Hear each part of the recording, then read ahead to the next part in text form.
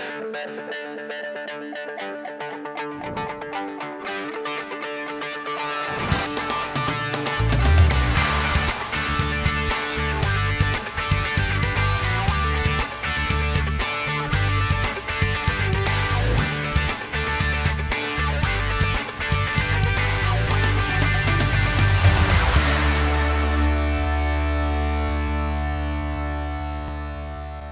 it's Kyle and Julie again.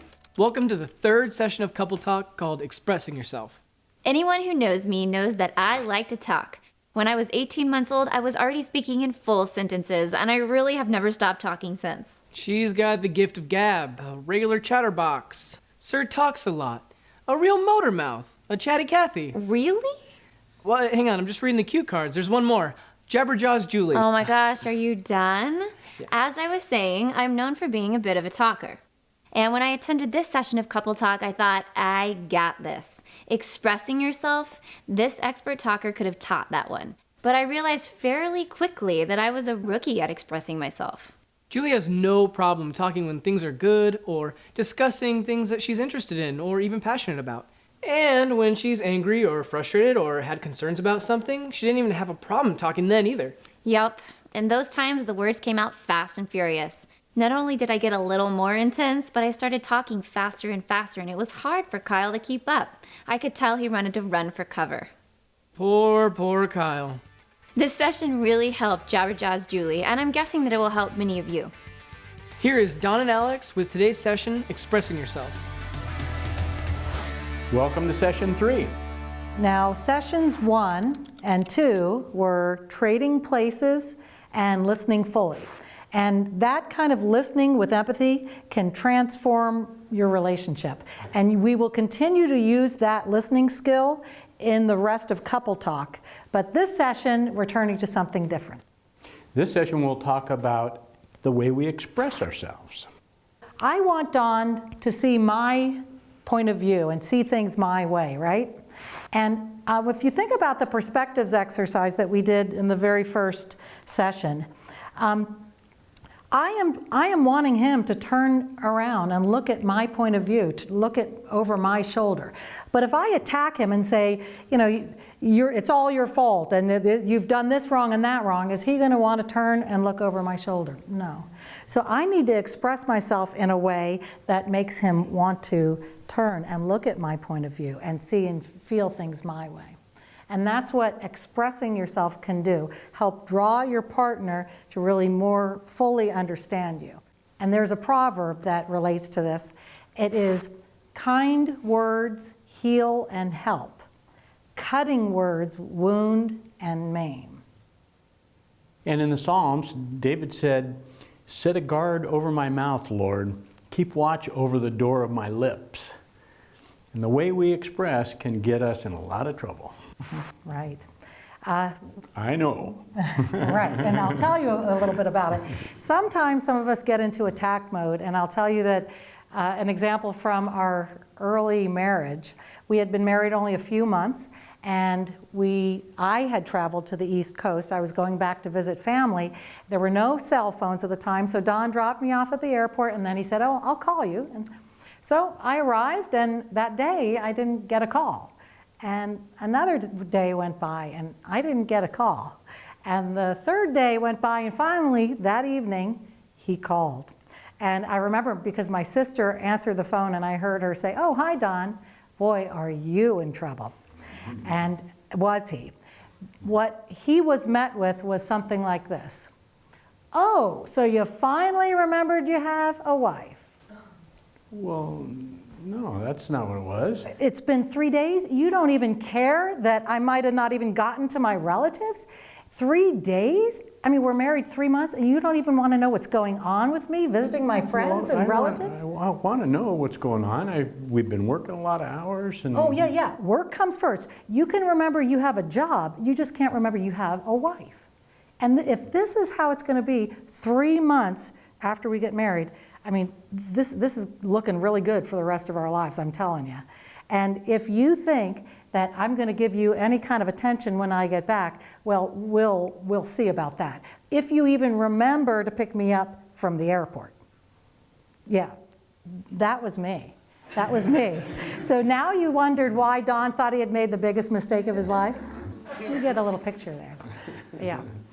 So that's the way we can sometimes get into trouble in terms of getting into attack mode, or kind of not really talking fully and expressing ourselves in detail. And the goal is that each of us would be able to express ourselves fully and honestly, but in a way that gets connection, not damage. Remember those core values, being open and honest, but doing it with care and compassion. So that's where we're going. Right, so turn in your workbooks, and we're going to begin with the guidelines for expressing yourself. And we'll stop along the way to practice some of these guidelines. So the first step is a preparation step. Think before you speak. Now, what should you think about? What we often do is when we have an issue, we think about our complaint about the issue and our hurt and our anger. For example, when we were when we were celebrating our first anniversary, I got ready by doing what you're supposed to do for an anniversary. I made Don a homemade gift. It was a plaque that I varnished. I had handwritten our wedding vows on it and took a wedding picture, and I put it all together, and I crafted it as well as I could and put it in wrapping paper. And on our anniversary trip, we had gone camping. At that special moment, I handed it to him, and he opened it up, and that was about it. There was nothing in return. So I realized I wasn't getting an anniversary gift. Well, I did get one. He caught me a trout in the stream, right? Yeah, and we forgot to bring a frying pan, so we had to cook it in my hubcap from my truck. So I got a trout, he got a handmade anniversary gift. Now, if I decide to think about that, which back then I wasn't skilled, and that's all I thought about was, how could he be so uncaring? Even for our first anniversary, he couldn't even get me a gift. How inconsiderate, and all of that. If I start thinking only about that, how am I going to end up expressing myself? As soon as I start talking, it's going to be an attack. So what should I think about? In your workbook, it says what you should be thinking about. What's good about your partner's point of view? So try to turn to think about what's good about your partner's point of view. Practice empathy. See it from their point of view. So for example, if I stepped into Don's world, well, what's good about his point of view is he didn't have to rush around and buy a gift for me. He's not a materialistic kind of guy. So he isn't materialistic, let's say. So trying to step into your partner's point of view and see something good about it. Now, what happens if that's a very difficult step to do because it's a very difficult issue? Well, how about focusing in on what is good about your partner overall or your relationship, something from your past that you appreciate about your partner. There's a verse in Philippians that says, whatever is true, whatever is noble, whatever is right about your spouse, whatever is pure about your spouse, whatever is lovely about your spouse, whatever is admirable about your spouse, if anything is excellent or praiseworthy about your spouse, think about such things. So if we really kind of take a step back and practice that, take that in and focus in on the good that we see in our partner and about our relationship, that's the way that we can get ourselves prepared to express the truth in love. So on this page, there's a list of what might be good about your partner or your relationship, such as they're willing to listen to your point of view, they care about you and your relationship, they're willing to work out issues, there's positive character qualities in your spouse, maybe related to the issue or not, you have the shared history, you have shared values and goals and dreams. Now we're ready to begin expressing. And how do you do that? Well, the first guideline says, when you begin expressing yourself out loud, start by telling your partner what's good. Now, this isn't just a simple compliment. It's putting this problem in a bigger perspective. It's focusing on the good beneath the problem, the good that your partner likely sees from his or her point of view. It sounds something like, Well, when I think about that issue, that disagreement, a good that I can see from your point of view is that you weren't materialistic about our anniversary gift, and you didn't feel like you had to be given a gift. You're not into material things. So that's a powerful way to connect in a disagreement. And if the issue is so deep or disconnecting, then start with something good overall. I appreciate that you're here and willing to listen to me. I appreciate that in the past we've worked out issues that have been resolved well for both of us. Or I appreciate that you made an effort to catch a trout for our anniversary gift. That was effort. Yeah. I did that for you. So the final subpoint is express positives all through your message, not just to begin. So whenever they come to mind, make sure you say them out loud.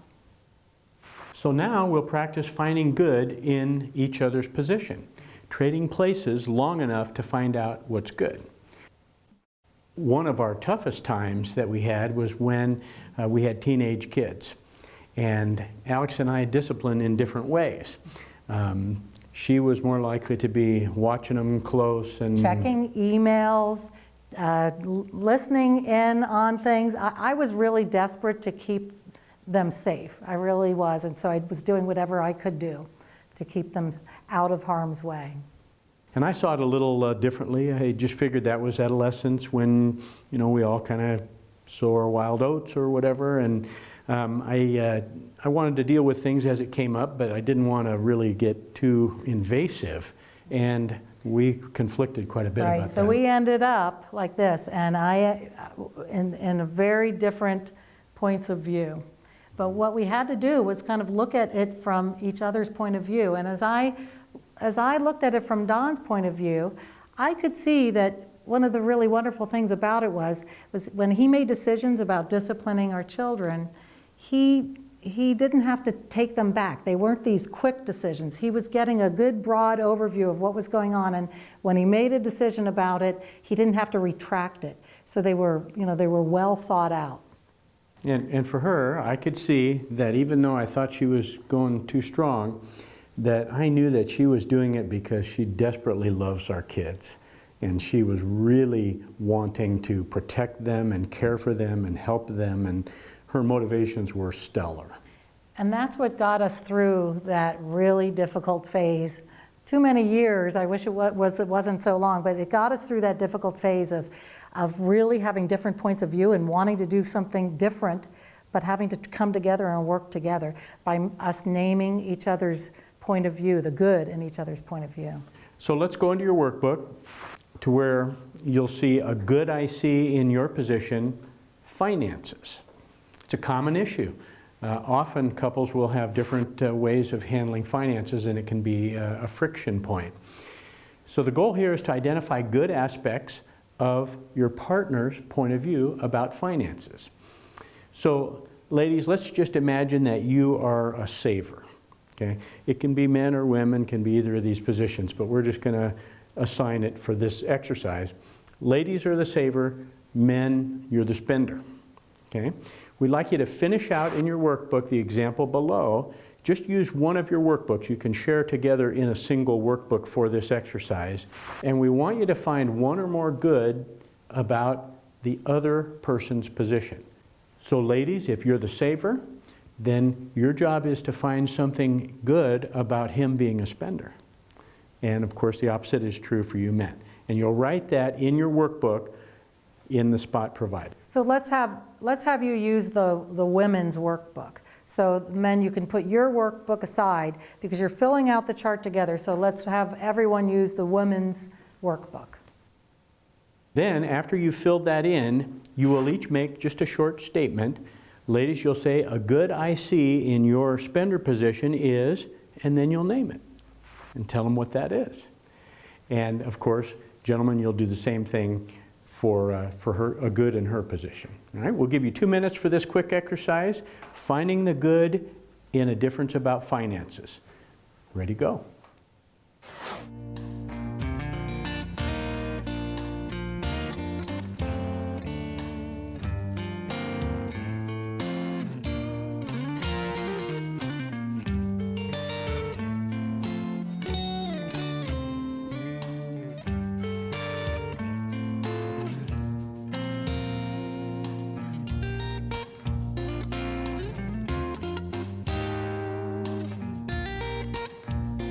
There's 1 minute left.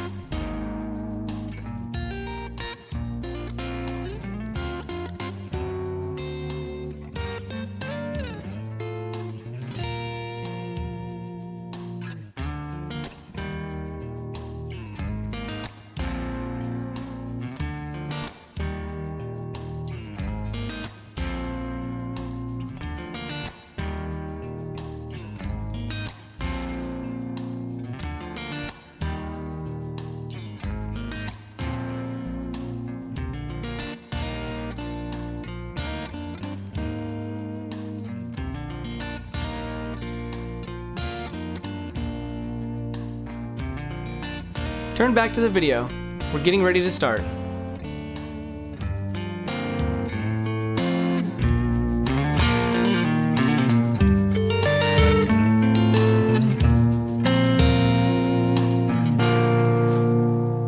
Okay? So we'd like to find out, ladies, what was the good you found in his position? Sarah? A spender might have more of a willingness to take risks. Yeah. So there's something good about that. Yeah, more of a risk taker, probably entrepreneurial, that Yes. sort of thing. So fellas, how about what's a good in the saver point of view? All right, you're nodding your head. Yeah, similar is a saver is more willing to wait for a good time to spend rather than just going out and buying it when it's less impulsive. It's more of a well thought out plan. Right, so planning, self-control in some way. Yeah, great. All right, so you get it. The idea there is you have a difference about how you're going to handle money, but start by identifying something positive in the other person's point of view. Now it's your turn to practice with a topic from your relationship that you'll choose. Turn in your workbook to exercise a good I see in your position, our disagreement. The purpose of this exercise is to practice identifying good aspects of your partner's view when you disagree. So together you will decide on a small disagreement that one of you wrote on your topic list or that you choose right now. Work together to fill out one chart. Go ahead and use the ladies' workbook again. She will write what's good about his position in this disagreement, and he will write what's good about her position. And you'll fill out the same chart together. Then you'll name what's good about your partner's position out loud. And we really need practice at admitting this to our partner. And it is a great way to train our brains to get into the habit of saying this out loud. It'll help you, again, when you express yourself about your own point of view. So she'll say, when I think about our disagreement, a good I see in your position is, and name it out loud. And he'll say the same thing. Now, if you can't identify a small difference or disagreement, there is a list in the workbook. We don't want you to choose a major disagreement topic. And what you'll do is look over that list and see if any resonate with you, and choose that particular topic, and then fill out the chart together. And then what we did was provide some answers about goods in each position in the back of the book, and you can check those answers if you're stuck. For instance, one of you might be more organized and the other less organized. Somebody's got to get everywhere early, another one doesn't mind being late. How about Facebook? Let's post it all. Let's keep it all private. Those are some examples. So we'll give you some time to do this, and if you're finished, then go ahead and use the man's workbook and fill out another chart using another topic. Okay. We'll give you some time now. We'll let you know when we're halfway through and when there's a minute left, and then again when it's time to come back together. Ready to go. Go ahead and talk to your partner.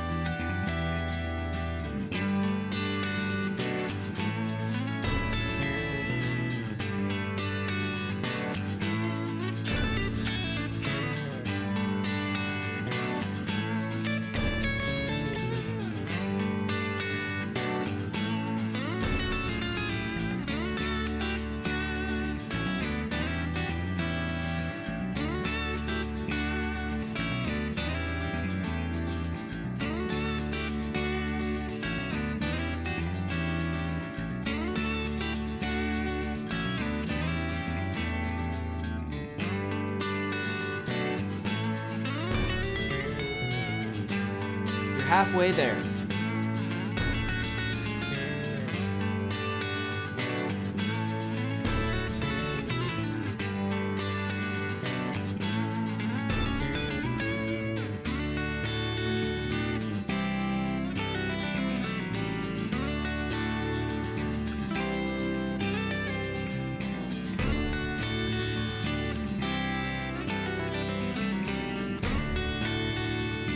This is the final minute, so begin wrapping it up.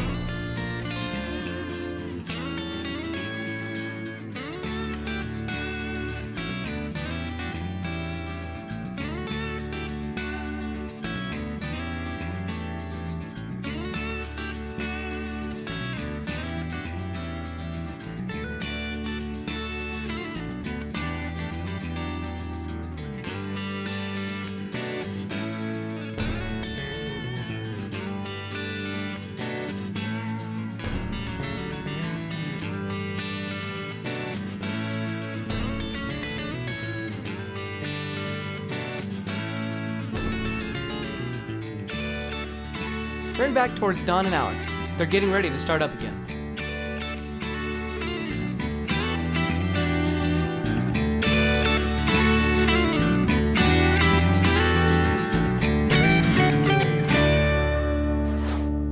Okay, how was that for you? In your own workbook, we'd like you to look at the bar graph and mark how easy or difficult that was for you to find a good in a position that is different from yours. So we'll give you just a few moments to do that. On your own, complete the quick debrief.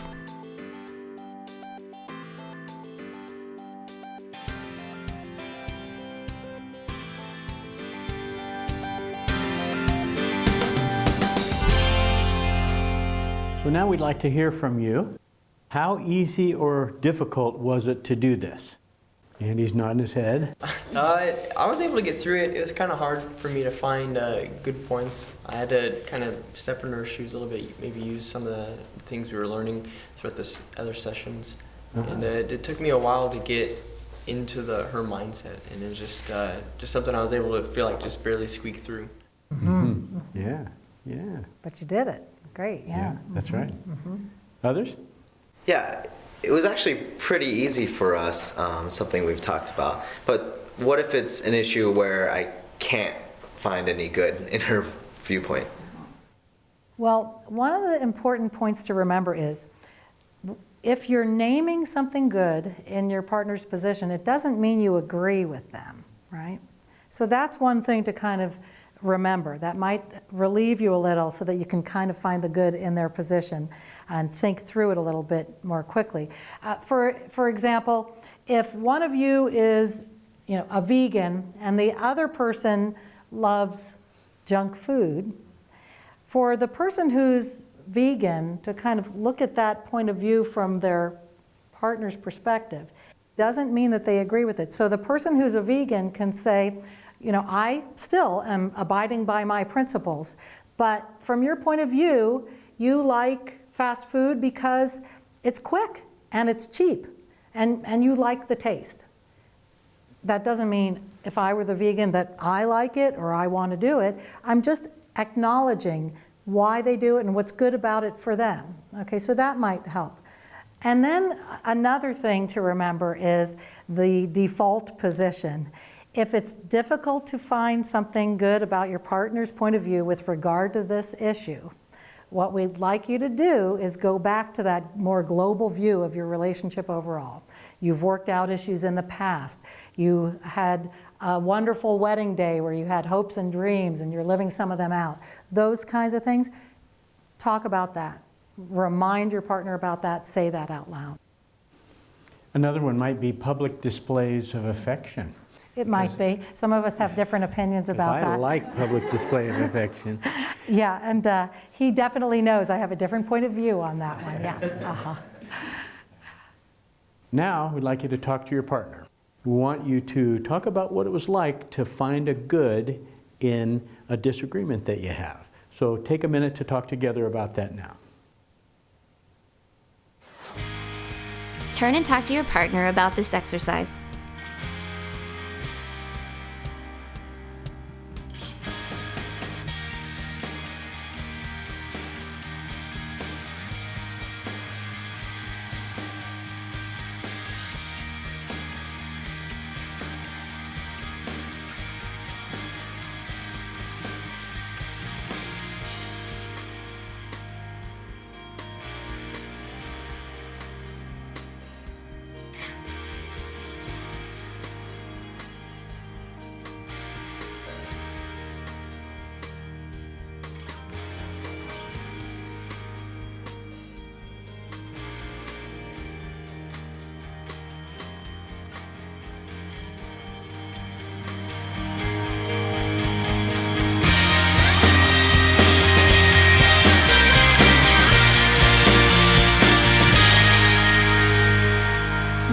like to do is continue in your workbook with the guidelines for expressing yourself. Guideline number 2 says, speak from your own point of view rather than what is right or good or normal. Use words that show respect, not judgment.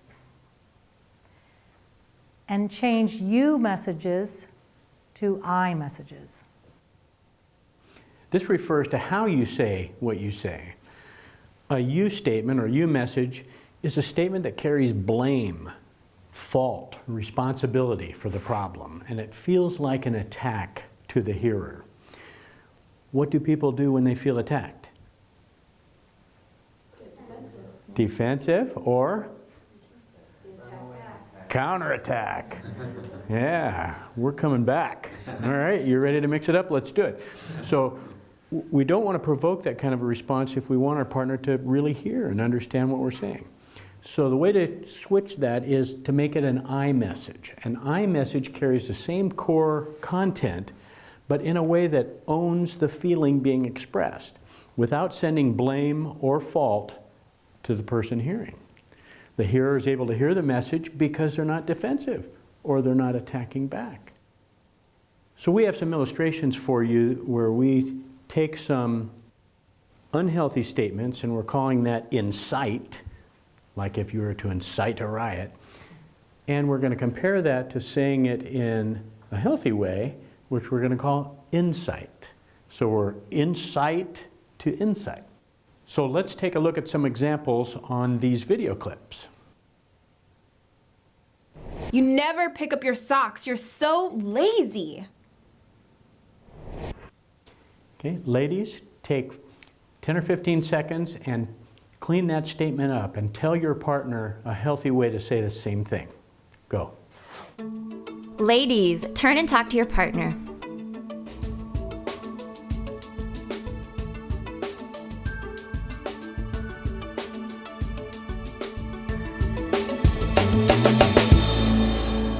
Okay, what'd you come up with, ladies? I would appreciate if you'd be willing to pick up your socks. Nice, I okay. would appreciate it. That got yeah. it. So maybe something like, I get frustrated, that kind of thing, or some feeling like that. Yeah, let's see what the video clip came up with. I get frustrated when you don't pick up your socks. Okay. I get frustrated. Okay, that's an I message. Okay, fellas, you're going to do this next one. What a lame idea. Okay, fellas, take 10 or 15 seconds and tell your wife that same content in a healthy way. Go. Men, turn and talk to your partner.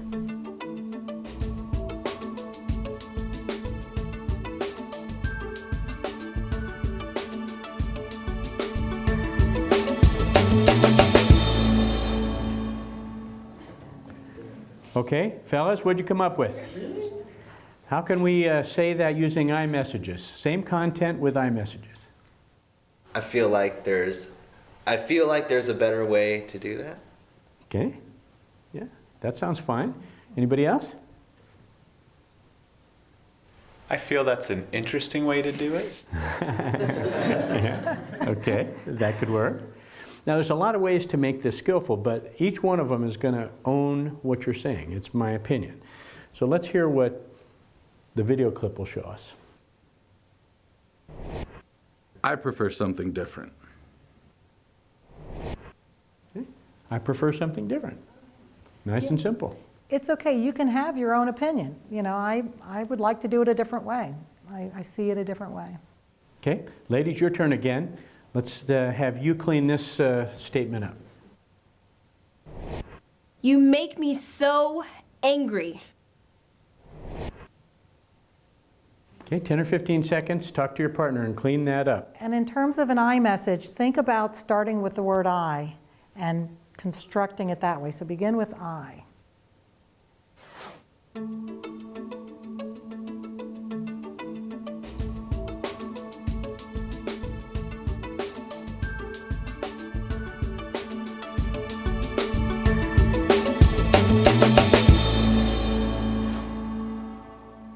Okay, ladies, what'd you come up with? Callie. I feel upset.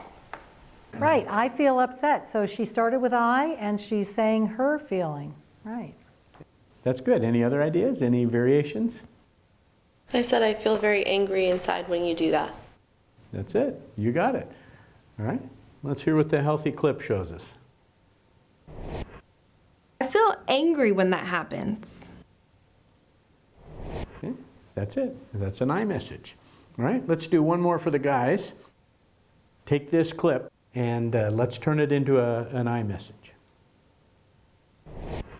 That's not the way it happened. What really happened was...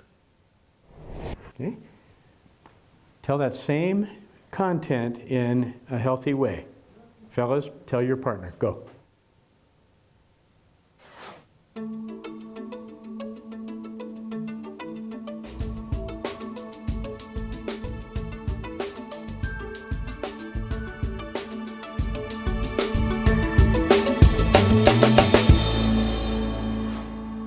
Okay, fellas, what'd you come up with? Lee? The way I remember it was ... Yeah, beautiful. That's good. Okay. Anybody else had a different way of saying it? Yeah, I said, I don't remember it that way, but I remember it like this. That's excellent. Beautiful. Okay, let's check out the clip.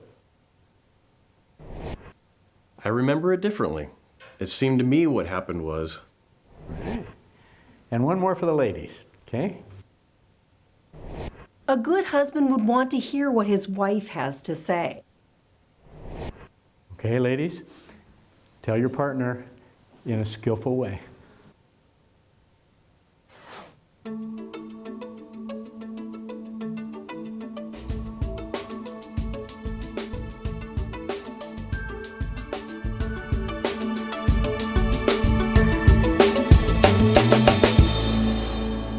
Okay, ladies, what'd you come up with? Tia. I would appreciate it if you listened to me. Yeah, I would appreciate it if you'd listen to me. That's nice. Okay. Anybody else? It means a lot to me if you would want to listen to me. Beautiful. Yeah. Okay, and let's hear the cleaned up clip. It would mean a lot to me if you would listen to me. Yeah. Well, That's she good. got it, huh? Yeah. But the fact of the matter is there's a lot of different ways to express yourself in a healthy way. So that's why we wanted to get different responses from you, because there's a lot of different ways. Okay. Gentlemen, clean up this one. Tom's wife makes him a hot breakfast every morning. Okay. Okay, men, tell your partner that same content, but say it in a healthy way.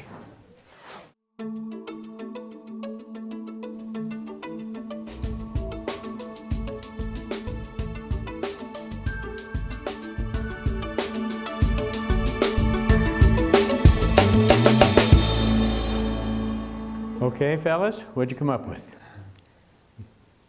Andy. I'd appreciate it if you cook for me every once in a while. Okay. Once in a while, he kind of made it more realistic. Now that's interesting because what he said was skillful, but he could say that with a tone of voice that would make it unskillful. Don't you think? I'd appreciate it if you'd cook breakfast for me once in a while. Yeah? So there's a different message there, right?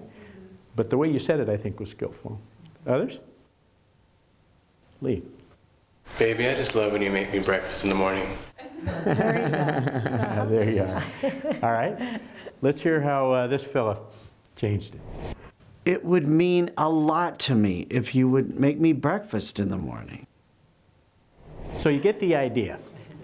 We don't say you can't talk about frustrations or anger or disappointment with your partner. We want you to make those statements to your partner in a healthy way so that they're open to hearing. And converting a you statement that contains blame and fault and converting it to an I message that contains what you prefer and your point of view makes all the difference. And that sort of blends into guideline 3. Talk about your thoughts, feelings, concerns, and desires. So we're emphasizing feelings here because it's so often not included in our messages. And we want to express fully and honestly, and that does include our feelings. And there's a way to express negative feelings with honesty and compassion. Remember the values, openness and honesty with caring and compassion.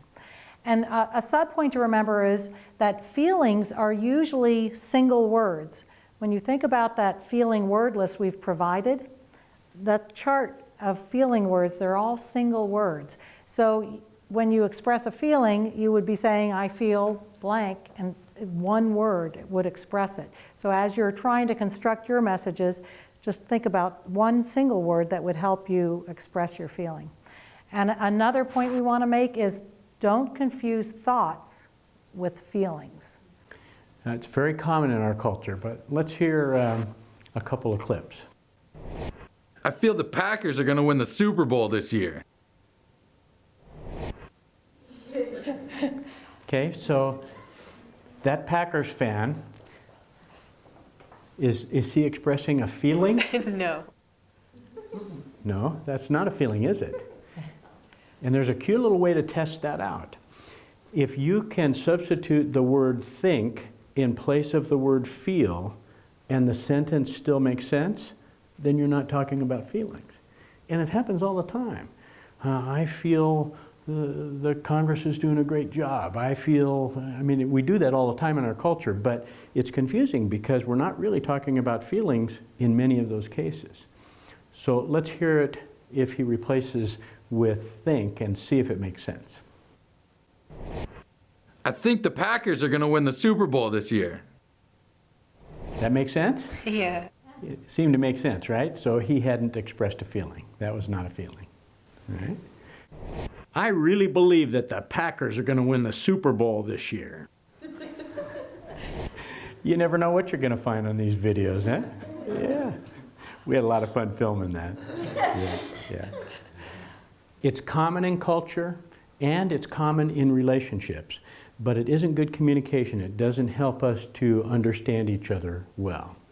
So let's take a look at another clip that articulates that point. I feel that spending time together is important. Thought or feeling? Thought. Feeling. There's something in there that is a feeling, but if you can replace that sentence, the word in that sentence, the word feel with think, does it make sense? Let's try it. I think that spending time together is important.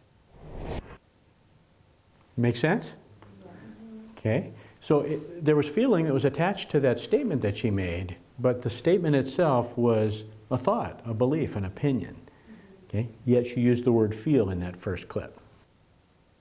Now, what feeling might she have if they were to get a chance to spend time together? She'd feel happy. Yeah, feel happy. So let's look at what she does when she includes a feeling in her statement. I think that spending time together is important, and I think it would help us to feel closer.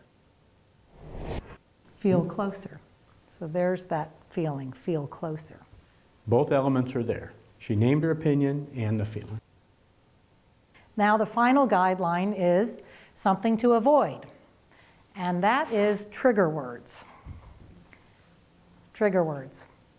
Now we have some common trigger words that we'd like to make sure that you write down, and those words are always, and then you can guess the other one, never.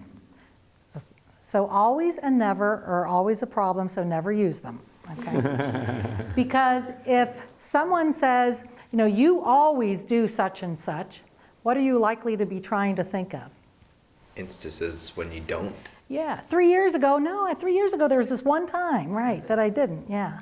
So what it does is it triggers that kind of thing in your partner, and instead, think about other words you can use to describe what's really happening, which isn't exactly always, but maybe frequently, or not as much as you'd like, or something like that. How do you feel if someone labels you as uncaring, or your idea is ridiculous? maybe you have particular personal trigger words that trigger you. We've got some examples to show. You should cut back on junk food. Okay, what might be some trigger words that are being used there? Should. Should. Right, that's advice giving. That's a problem. That's often a trigger word. Any other trigger word that you can think of in there? You? Well, starting with you and that you should, I think could be a problem. Now, anybody here like fast food? Okay, so how do you like it when you're told, oh, it's junk food? Could that be a trigger for you? It's insult. Right, so calling somebody else's preferences junk food could trigger someone. So that could be a personal trigger word for someone. Let's watch what he does to clean that up. I get concerned about your health when I see you eating food like that. Right, so he actually used an I message with a feeling. He's concerned about your health when I see you eating food like that. So he even removed the word junk food so that it didn't trigger his partner. Let's watch another one. You never want to go anywhere with me. So what do you notice in there? What are some trigger words maybe going on? Never. Never. So you never want to go anywhere with me. Her partner's going to be saying, well, there was that time 5.5 years ago I took you to McDonald's. So how can we restate that skillfully? Anyone have an idea about how she might be able to express that feeling that she has? Yeah, I wish you'd take me out more. Yeah. You see how that's not an attack? That's just saying, I wish you would take me out more. Let's see what she does with this in this clip. I'd really like to go to places with you more often. Mm-hmm. Right, and in your workbook, in the appendix, we have a chart labeled Insight to Insight, and it's a reference page where we have common statements that might incite your partner to be defensive or attack, and then a way to change them into messages that provide insight into your point of view. Now let's put this all together. Now, we're going to have you do an exercise where you practice expressing yourself using guidelines in an almost real-life situation. We're going to ask each of you to think of a real issue or conflict that you have with someone other than your partner, and not your partner's family. Okay? It can be your mom, but it can't be your partner's mom, not your in-laws. All right? And it can be a current or it can be a past issue. So often we fly off the handle, fling out our attacks, maybe even avoid the confrontation, even though we know it should be coming. So we're going to do an example for you so you'll get a chance to see what this is like, and then you'll be doing this together yourselves. I have a friend who has left some sarcastic messages on my voicemail if I don't respond quickly enough to his phone call. He leaves me a message.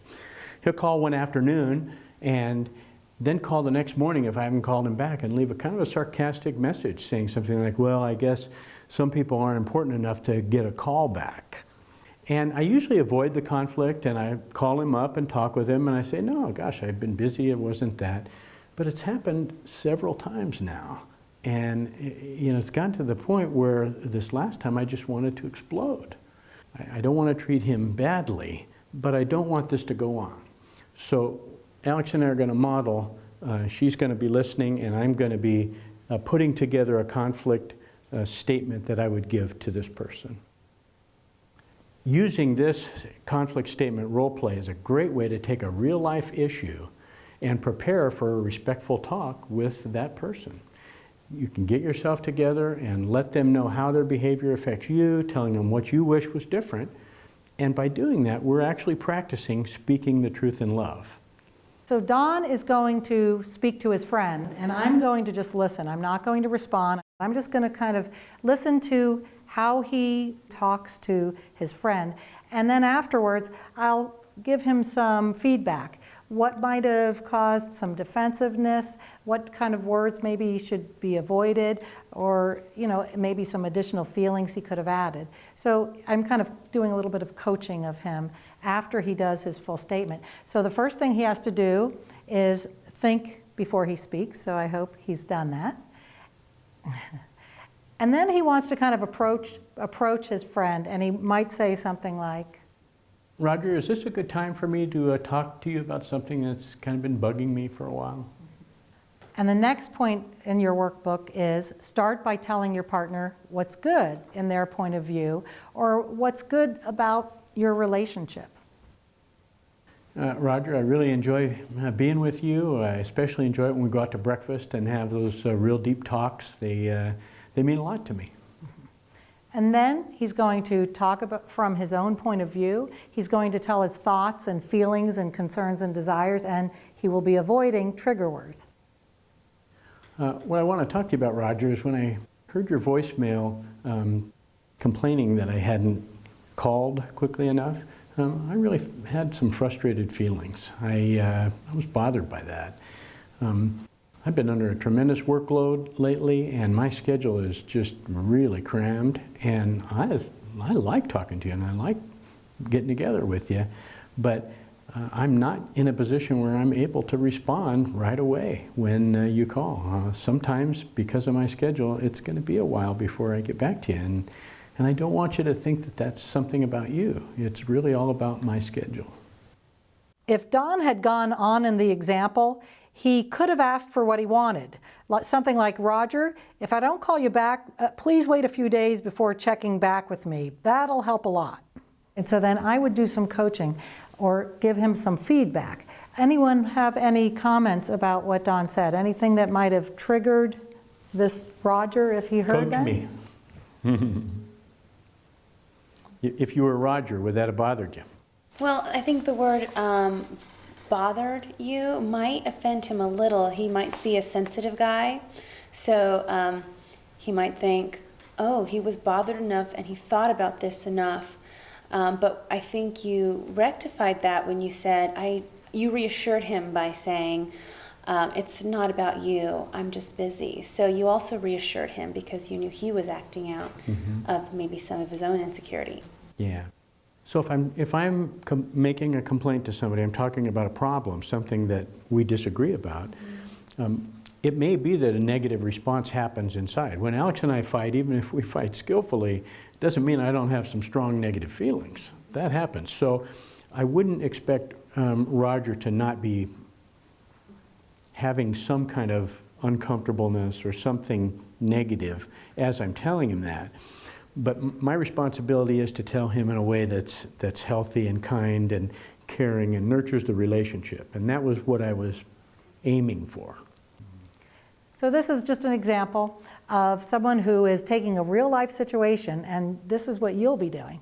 And you'll be putting yourself into reality because it's your situation, your real life situation, and trying to come up with a way to ask for something, to make this complaint and ask for something, some changed behavior on their part, and put it all together and then get your feedback from your partner who will coach you on how that went.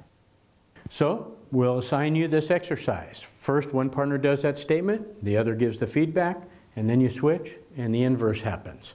If you finish before the time is up, start with another conflict role play. Think of another person, another situation that you can practice with, because we want you to use all this practice time. Okay? We'll let you know when we're halfway through, we'll let you know when there's a minute left, and then the music will come up when it's time to come back together. And we would like you to turn knee to knee so you can focus on each other as you do this exercise. All right, ready, go. Get knee to knee with each other and start the exercise.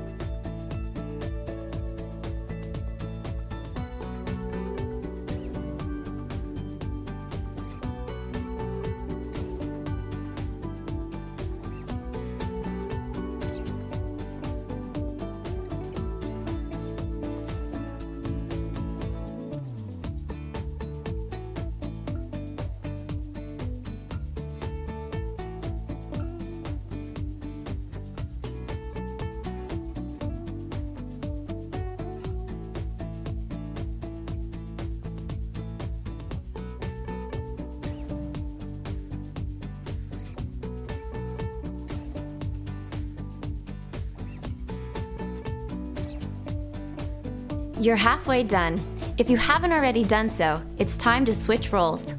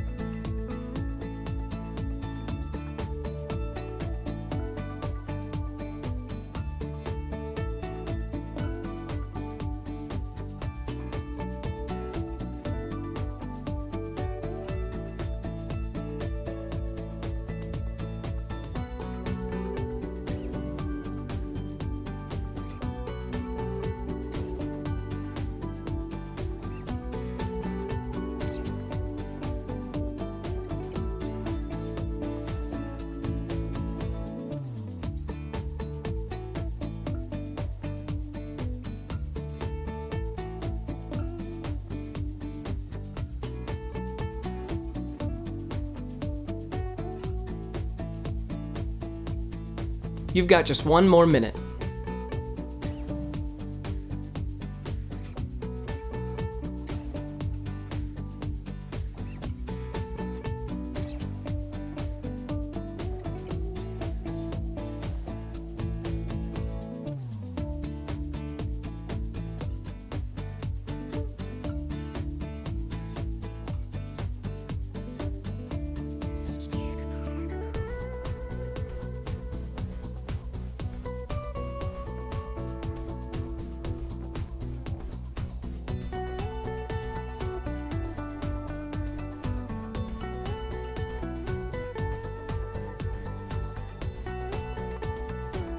Turn back to the video. It's time to start again.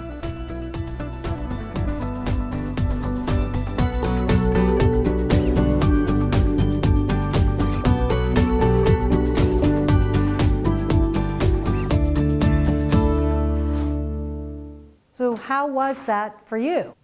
What we'd like you to do is, in your workbook, take note of which of the guidelines were most difficult for you to follow. For instance, maybe it was difficult to talk from your own point of view. Maybe you had difficulty including your feelings. Perhaps there were some trigger words that slipped in as you were talking about this point of view you had and your feelings. Or maybe it was difficult to ask for what you want. So just take a few moments and mark the ones that were difficult for you. On your own, complete the quick debrief.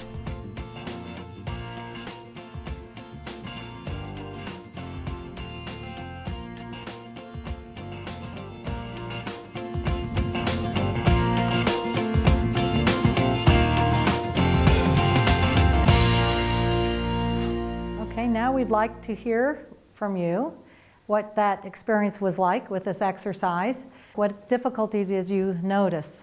I tend to be a little more assertive and direct. I don't like to beat around the bush. I say it how it is from my perspective. And so for me, it was difficult to not use trigger words because I'm so used to approaching conflict with a direct tone, trying to get my point across as quickly as possible. And sometimes I don't consider the other's feelings. Yeah.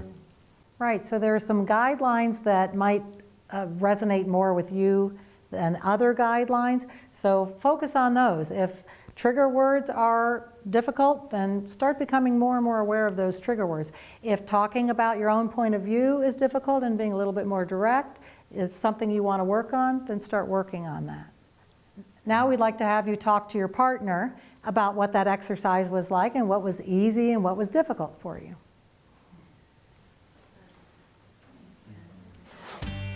Turn and talk to your partner about how this exercise was for you.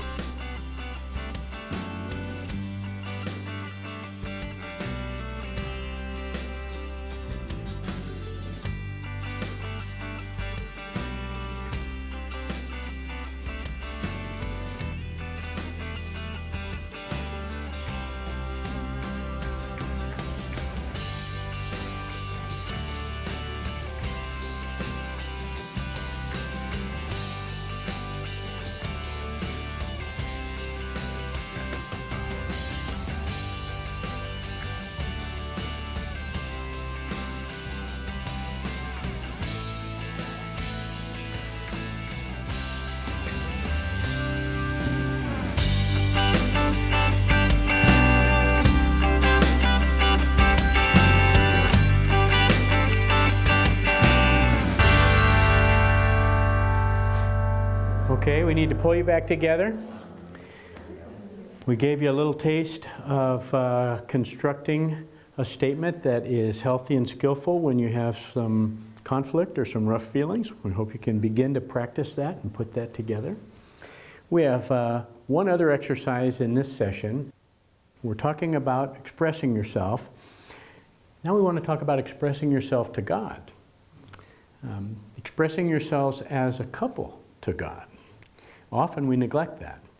There are different kinds of closeness we can have with our partner. Physical closeness, mental, emotional, and spiritual. And we may be close to each other in some areas, but we may be distant or even cut off in other areas. Praying together can bring us closer to each other. So turn in your workbook to the couples prayer exercise. And we'll take a look at prayer. First, we'll look at some truth from Scripture. God loves us and wants to hear from us in prayer. In the Psalms, he says, "Call upon me." Jeremiah, "You'll seek me and find me." In the Psalms, "Come and talk with me." And in Philippians, "Tell God what you need and thank Him." He wants to know us, and He wants us to know Him. In Jeremiah, "Those who boast should boast in this alone, that they truly know me."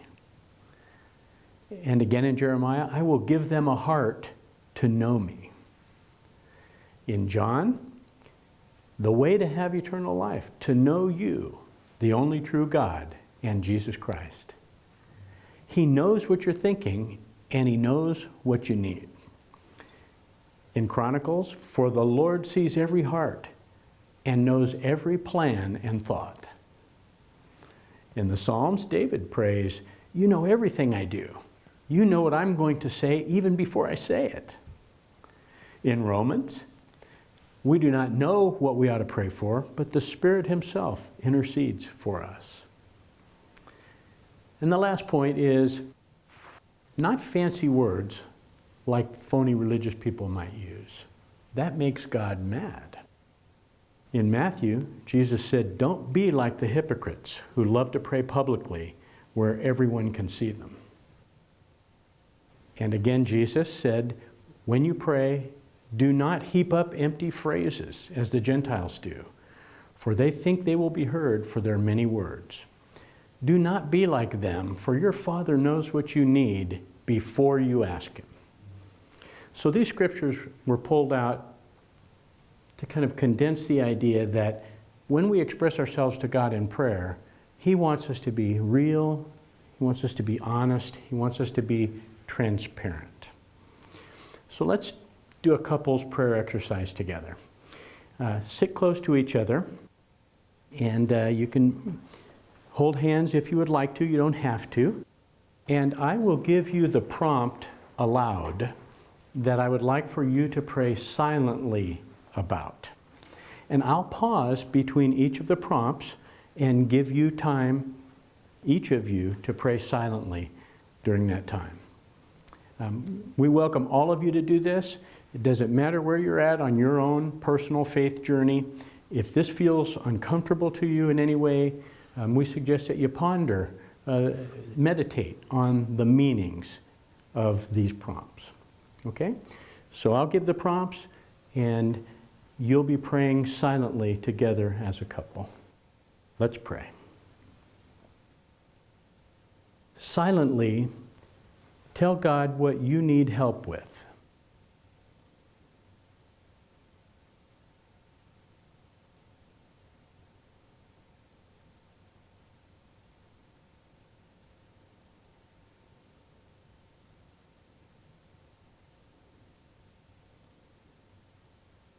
Silently, tell him what you wish was different.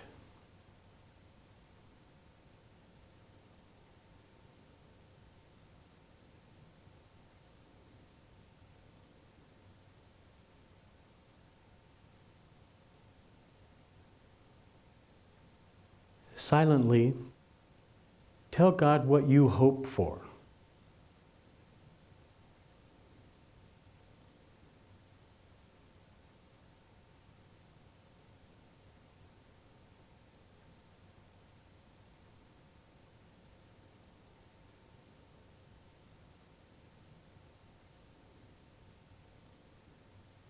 Silently, pray for your relationship with Him.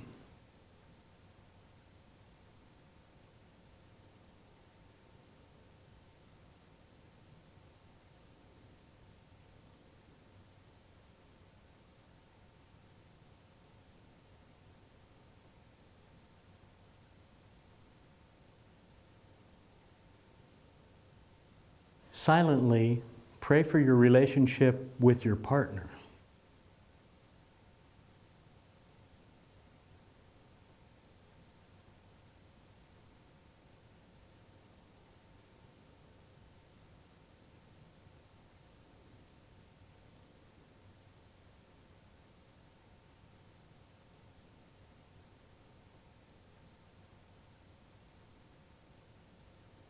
Lord, help us to find closeness with our partners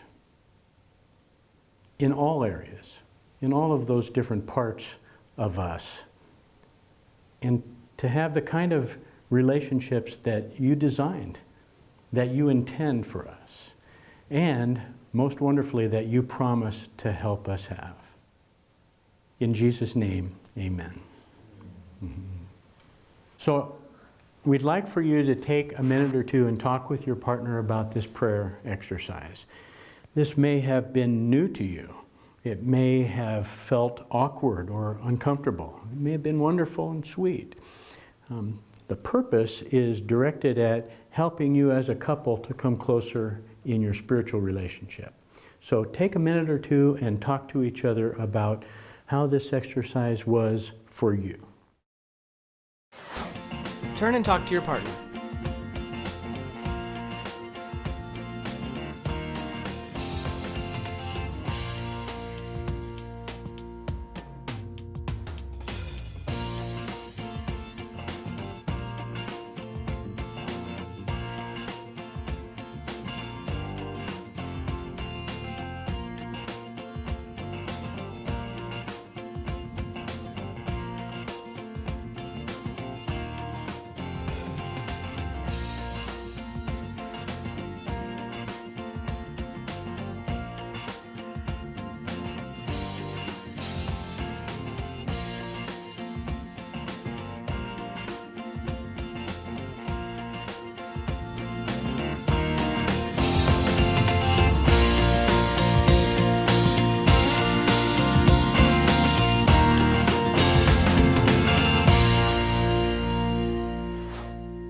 All right, we got to bring you back together here and move on.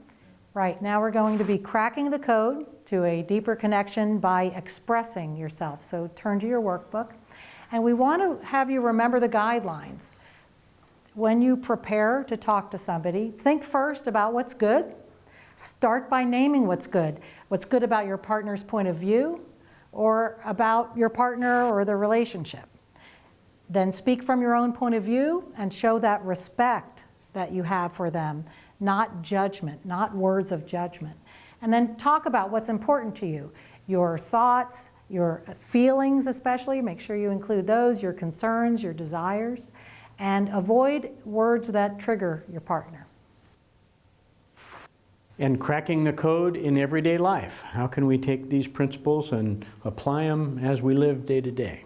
Several things. Include positives all the time. Throw those positives out to your partner whenever you can. It's a beautiful thing. Whenever you think of something good, tell them so they get to hear it. Don't keep it to yourself. What if you mess up? In James, it says, no human being can tame the tongue. It is a restless evil and it's full of poison. None of us. So here's a solution that you can use in your day-to-day living. Offer to redo what you just said to your partner. If you say something and bang, you can sense, oh, I shouldn't have said that. I mean, we've all done that. You know right away, usually, oh, that wasn't good. I shouldn't have done that. The next words out of your mouth can say, wait a minute, can I redo that? Don recently did that. I went into your office and you said something that was a little snippy, and I thought, okay, I'll just walk away, and I went back to my room, and then a few minutes later he came and said, I need to redo what I just said. And I had been thinking about it a little. So it was really a wonderful experience for me to realize he had thought about it, caught himself, came back and said, I have to redo what had just come out of my mouth. And the other person needs to be gracious and give grace when that happens. Probably, like Alex said, she had been bothered a little bit by what I had said, and that'll happen if you say something that's hurtful or provokes an attack or provokes a defensive response. So that person needs, if the redo is requested, that person needs to be gracious and be willing to allow that to be redone. And it's a sweet way to not let something grow and fester and develop into something over a long period of time, but right away you can get after it and take care of it, like rewinding the tape. And if you're the one who has been offended, like Alex in our example. Right, I was happy to give him grace because I've had plenty of turns at having to do redos. So I want to make sure that I return the favor, right? So again, a redo is a handy tool that you can use on the run. Right? Next, we want to assign partner appreciations. This is something we enjoy in every class, and we'd like for you to turn your chairs knee to knee. Each of you give the other an appreciation, just the way we've been doing in previous sessions. Okay? Ready, go. Turn knee to knee with your partner and start the exercise.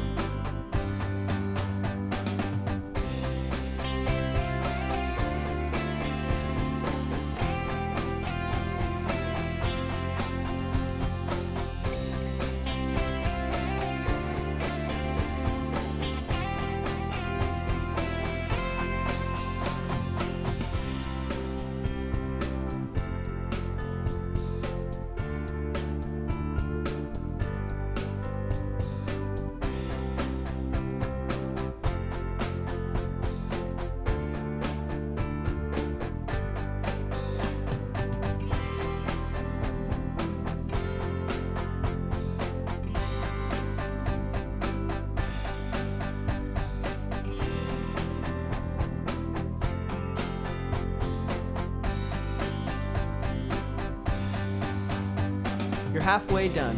If you haven't done so already, it's time to switch roles.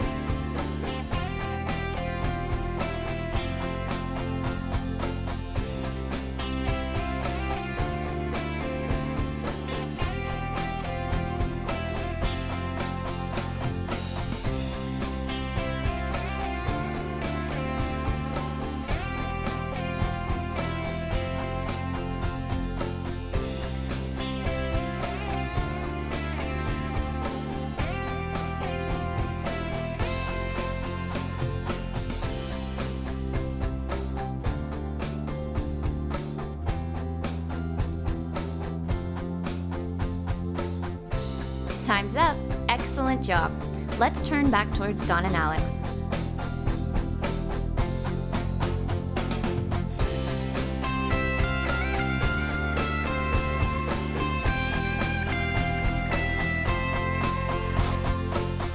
We love seeing you giving those appreciations to each other. It's beautiful. And we're hoping that you develop into a regular habit of doing that. Research shows us how our habits develop.